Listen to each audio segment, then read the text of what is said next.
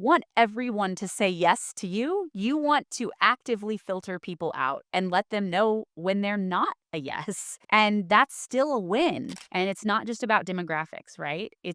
Oftentimes it's about what their expectations are. Like, do they expect results in 30 days and then they're unhappy? Do they expect this to be like you're available 24/7? Do they expect unlimited revisions? Like what does somebody look like who's not happy with the results? Like, what are those patterns?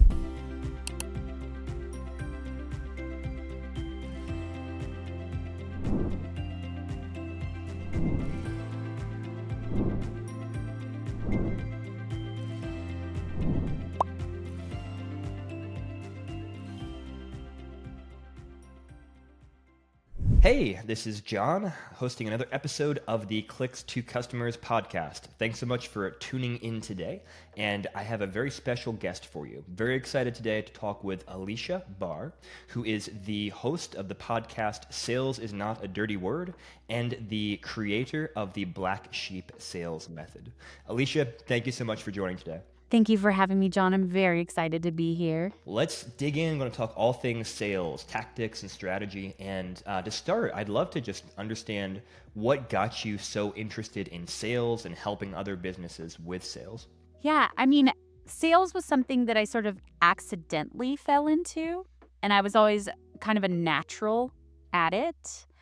And when somebody's like a natural at sales and you ask them, well, what do you do? How are you, how do so many clients sign up to work with you? And they say, well, I don't really sell. And it's like, okay, well, what does that mean? Like, how am I supposed to mirror that? And what they mean is that they're fitting instead of selling. They're letting someone know when something is not a good fit for them, even if they could make a commission from that person buying it. So it really comes down to like just actually caring about the prospect and showing them that you care by being like, you don't really need that top tier option, right? You could be fine with the middle option, or you're not ready for this solution yet. Go take care of XYZ first and then come back, or else it's not going to be a good use of your money or whatever. And so I sold digital marketing for a long time. And that's how I did it, and had like long-term client relationships and retained them, and it was great. And then I had my own marketing agency. And when I had my own marketing agency, I realized that the sales training that was available for business owners was really hard for them to implement because it's totally unnatural. It's like not a natural human conversation. It's primarily based on psychological tricks and manipulation. And it was such a huge piece of a successful business that if it wasn't working, it would cause people to actually just close their business and stop. They definitely couldn't succeed as much as they wanted without that piece solved, but I think it was the most upsetting thing to see people actually quit. So I, started working with business owners and entrepreneurs over 6 years. I would like talk to them. At first, I didn't really know what I was doing. I knew that I was like, a natural at sales. But when I talked to them about their offer, I'd be like, oh, okay, so it's kind of like you do this. And they'd say, I really liked how you said that. And I'd be like, oh, okay, well, why don't I just write it down for you? And then I was like, are you asking these questions? And they're like, no, we're not. I'm like, oh, you need to know that information. Let me write those down too. And then I had these like frameworks. And then I started seeing patterns in the frameworks that I was creating. And that's how I created the Black Sheep Sales methodology. And it's based on fitting. So it's the philosophy is if it's a fit, it's a fact, and there's no selling involved. There are a lot of different ways we could go from here. A lot of things to dig into. I'm gonna put a pin in a couple of those and kind of dive into this method you've developed, so the Black Sheep Sales Method. Fitting, not selling, sounds like it's kind of a core differentiator. What are some of the other things that make how you approach helping people with sales different than maybe some of what you might hear in more the traditional advice, or maybe more of the the used car salesman kind of pitch and repeat type of approaches that are out there? Yeah, man, there's like so many things that are different. But I would say one of the main things, and it kind of relates to the whole idea of fitting, is mainstream or traditional sales The only goal in a sales conversation is to get a yes. Mm, yeah. And if you don't get a yes, you have failed and you're bad at sales, right? And it's really discouraging and also just not good business practice for somebody who has long-term client relationships, because that's how you get nightmare clients. You don't want everyone to say yes to you. You want to actively filter people out and let them know when they're not a yes. And that's still a win. And you also want to be really intentional about who you're talking to, like not just everybody with a pulse and a credit card. Like there has to be more criteria. So that's something that like just fundamentally shifts the pressure of the conversation for a lot of people. And the other thing that I would say is a huge differentiator is that in traditional sales, you have this almost interrogation type of question and answer section of the discovery. And then there's like this pitch, which is like one person talking for an extended period of time. And then you talk about price, and then you handle quote unquote objections. So with the black sheep sales method, you are prompting and preventing objections the entire conversation.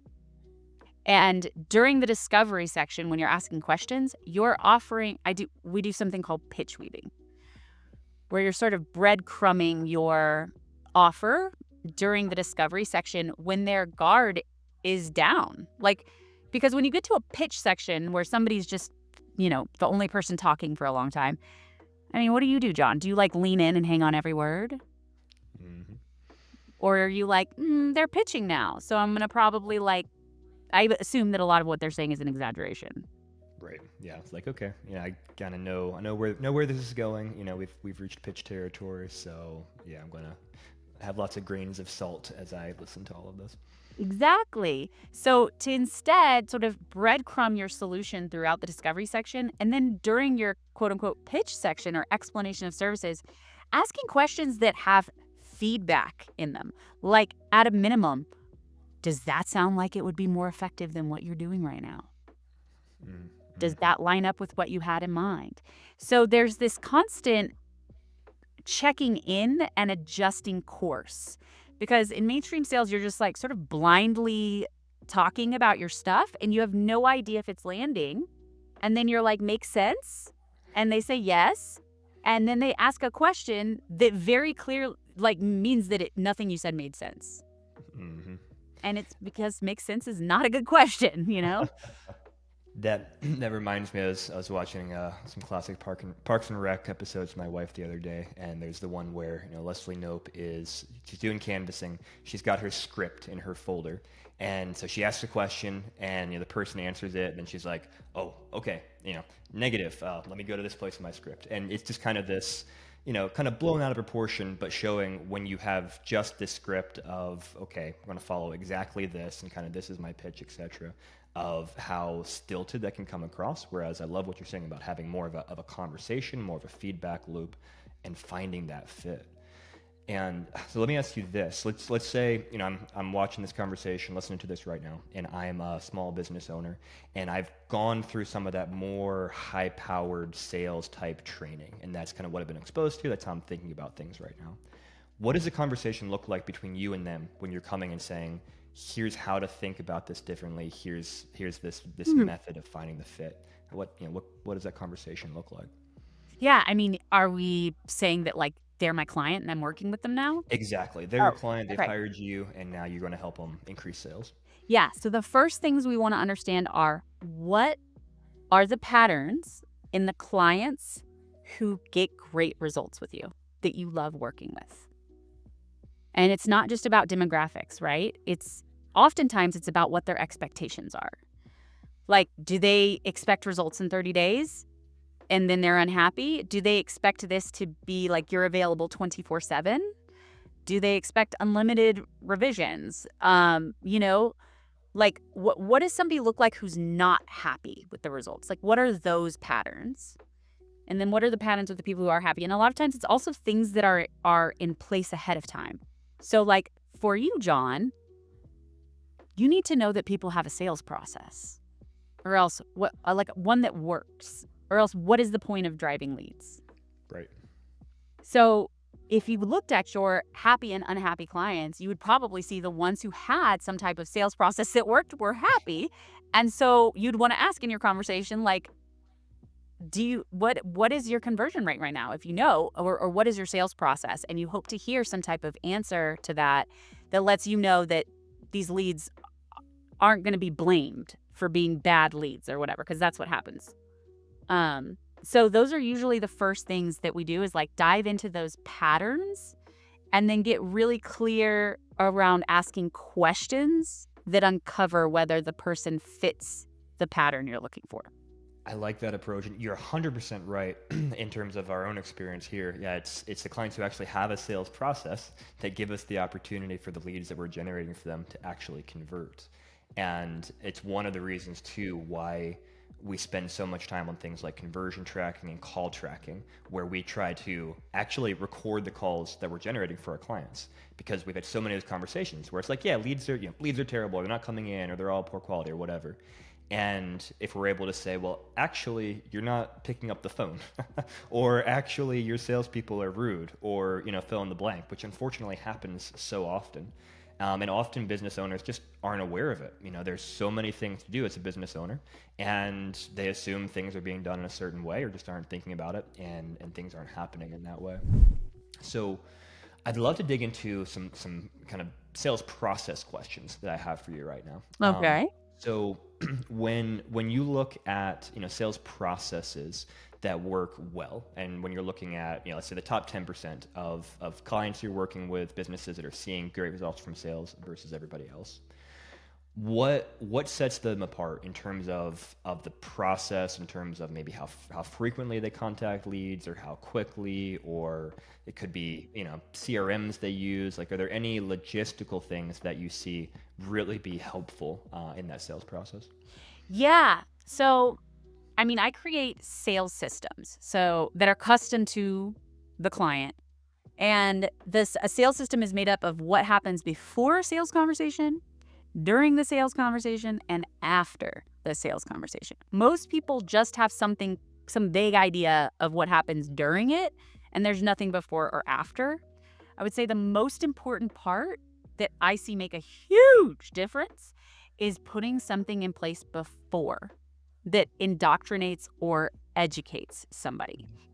So that makes them a warmer lead, because if you don't have something ahead of time, and a lot of people, like, maybe, branding experts will talk about needing this brand, and there, you don't have to build this huge presence that takes a long time. You can just have something that is sent to them once they book a sales conversation. Mm. Because if you don't have anything, you end up educating a ton in your sales conversation, and you cannot educate and sell at the same time. It's just too much. They have to process the education first, and then come back to have a conversation that is specific to them. So, like, Mhm. for you, John, if you were going to send something out ahead of time, it might be, depending on what the biggest issue for you is, it might be very specific to the sales process. If you do not have a sales process that converts somebody, then just go ahead and cancel this call right now, because it's not going to be a good use of your time and money. And figure out how much you're converting. You want to have people converting at least 20%, and then it makes sense to invest in ads or whatever, Mhm. that kind of context for people. And if you do have people converting at 20%, I can't wait to help you make that even bigger. Like that kind of something sent out ahead of time. Um, and a lot of times, like, misconceptions are a big one. So, like, I worked with someone who helped people publish books, or she helped Okay. people market their books that were published. And they would come to her just so upset that the publisher didn't market the book. And it's like, I'm so sorry. You can't just publish a book and expect people to read it. Like, Right. you have to do stuff. So instead of that bomb happening in this sales call with her, we sent it out ahead of time and said, don't shoot the messenger. The good news is that you can get a lot of readers for your book no matter when you published it. Mm. So you can capitalize on the time, energy, and money you've already poured into this book by having a strategy, which is what we'll talk about. So those kinds of things. And then the person comes with a different mindset to the conversation and is just way more likely to move forward. Now, would you say that kind of educational time period before the first conversation, is that a time when you should be also sending them credibility information like, hey, go read our reviews, go watch our case studies, things like that? Or should that come at a different time in the process? Yeah, I think it's good to have the testimonials and case studies too, but the thing about just sending that, it's just not going to work as well if you only send that, because the customer expects you to only talk about the success stories, and Mhm. everyone's wondering, what about the people who weren't a success? Who Yeah. are the exceptions? And am I going to be one of them, right? Mhm. And so such a big piece of fitting instead of selling is letting people know who is not a fit. And that gives them more confidence. So if you only focus on who is a fit and you only focus on the success stories, there's this missing piece of information that holds people up. And so you just kind of tell them, like, if you were to send in this video, hey, if you don't have a sales process, this isn't a fit. They're like, oh, cool. This guy isn't just trying to sell anybody and tell them that they can, get results with him. Like, I do have a sales process, so I feel more confident that I'm a fit. And you can say, if you want to see what results look like for someone who has a sales process that's converting 20%, these are Mhm. some of those stories. So they can see like the qualifiers or context around those success stories. Like, I'm not trying to say that everybody gets results. These people get results. If that's you, I can't wait to get results for you. That's that idea of almost having like a negative case study of hey, if you meet these things, you're not a good fit is really interesting to me because anecdotally, we've often found that when we have someone who we don't think is a good fit and we say, hey, we don't want to work with you, they suddenly get way more interested in actually working with us because it's almost like this psychological thing of, oh, wait, I can't do it, but I want to. Is there, do you think, somewhat of an aspect of that too, in this almost, sounding very choosy in the information you send out? Yes. And that is actually like one of the psychological tricks that closers or sales experts preach. It's called the takeaway close. Mm. But in this context, we're not doing it as a way to manipulate somebody.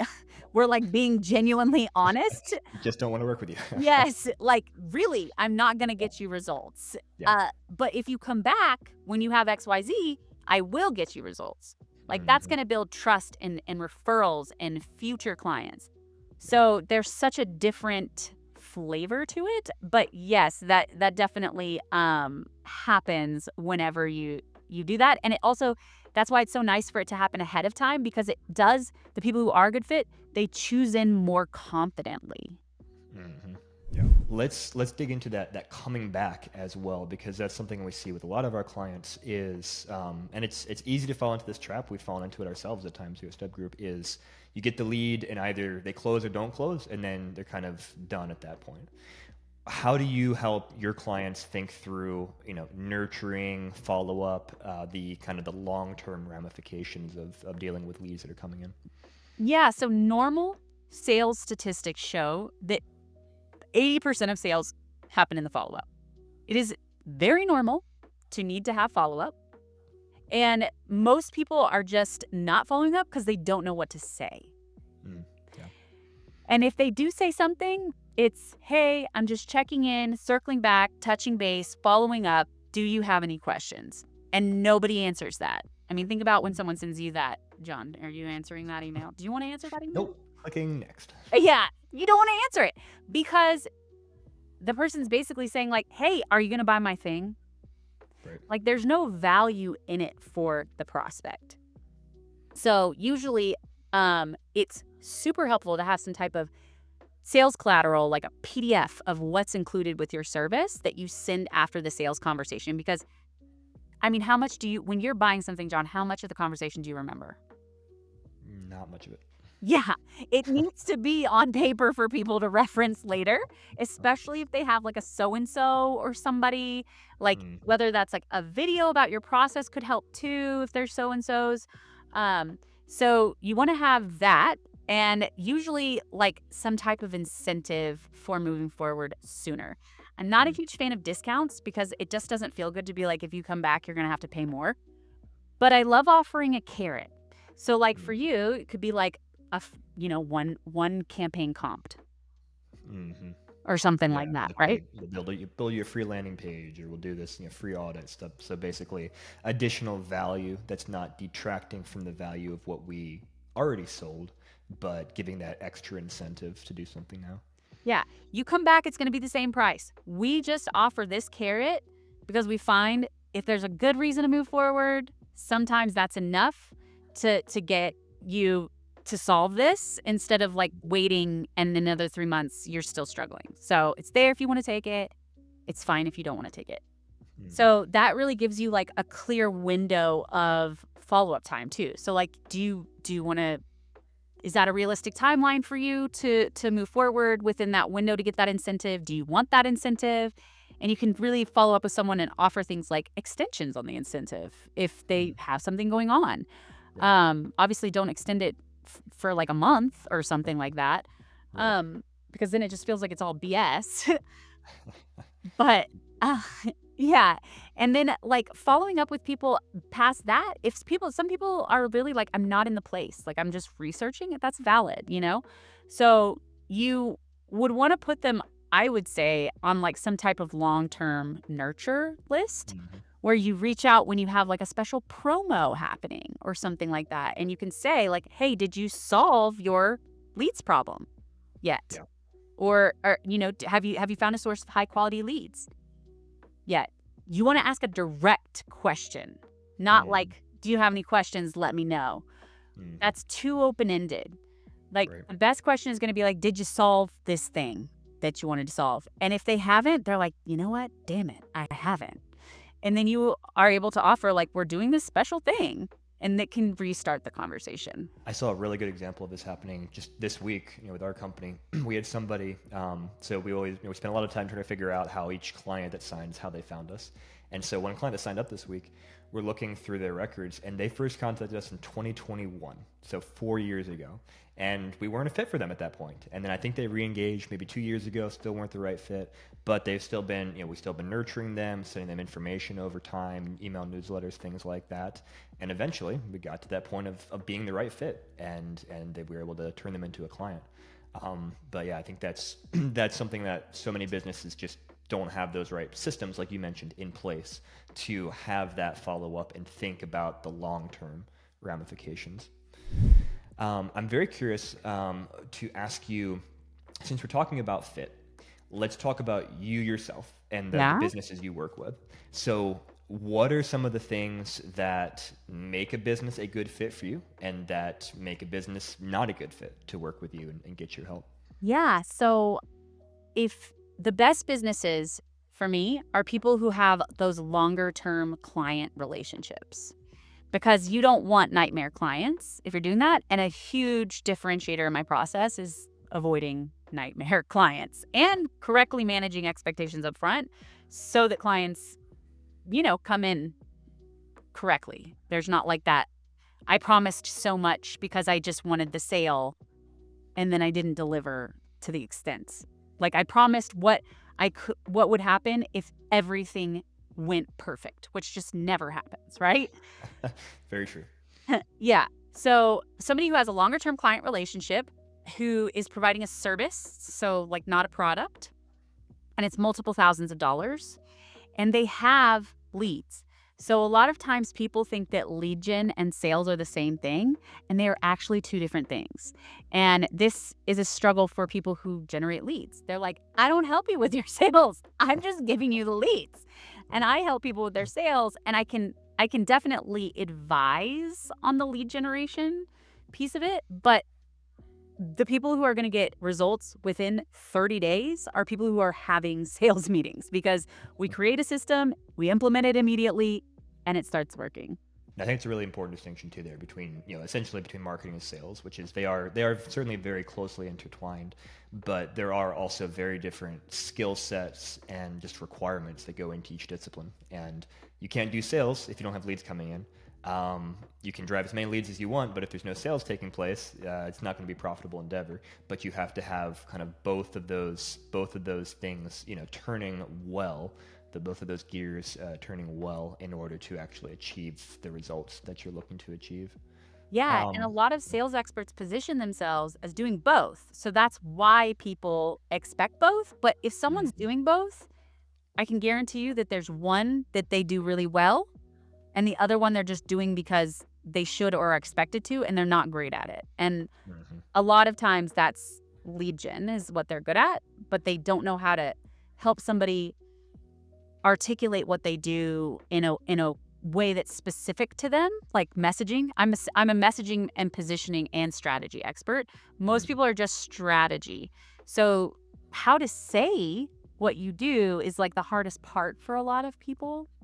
So when somebody does both, I have seen very few cases that they're really good at both.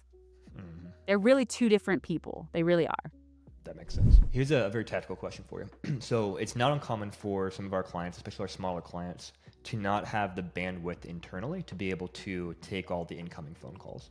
And so they will oftentimes go to, let's say, an answering service, third party to answer to try to take those calls, which, obviously the benefit of that is a human's answering the phone. Downside is those services usually have very little limited understanding of your business, and, there can be quality issues in how they answer calls. So, do you have any recommendations? Like, is it is it worth it to get an answering service in that position? Is it better to just let calls go to voicemail if you literally can't take them, and then call them back as quickly as possible? Or how do you advise Mm. people there? Yeah, that's a really important question. So depending on the service, there is I mean, you probably know this, a lot of data that shows you need to call someone within 5 minutes, Yeah. depending on what you're selling. So call services are not going to be good. Like if you they're better than nothing, but they don't care about you, your company, your client, and your client can feel that and is like not wanting to buy whatever you're selling. Mm-hmm. So I think like if you look at it like, is it worth it? Well, if you have a call service and that they convert 5%, and if you have somebody internally who converts 30% or 40%, I mean, how much money is that?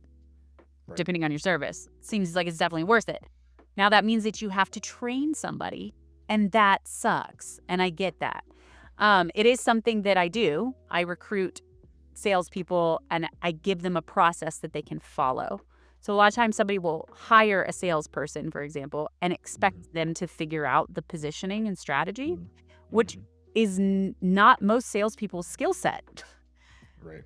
Like, and if it's going to take them a long time. They're going to mess up a lot of times before they figure out something that is landing right.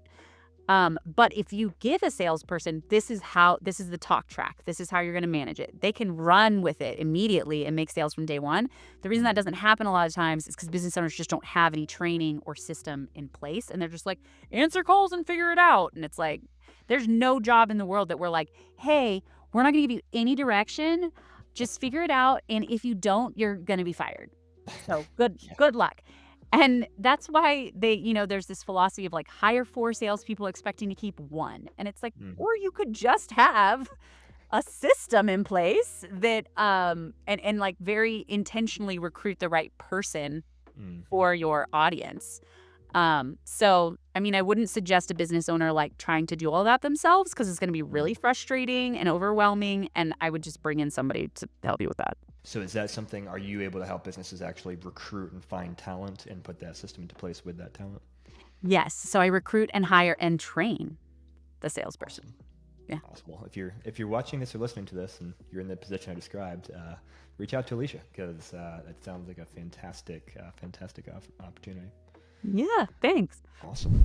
Well, as a kind of couple last questions here as we kind of bring things to a close.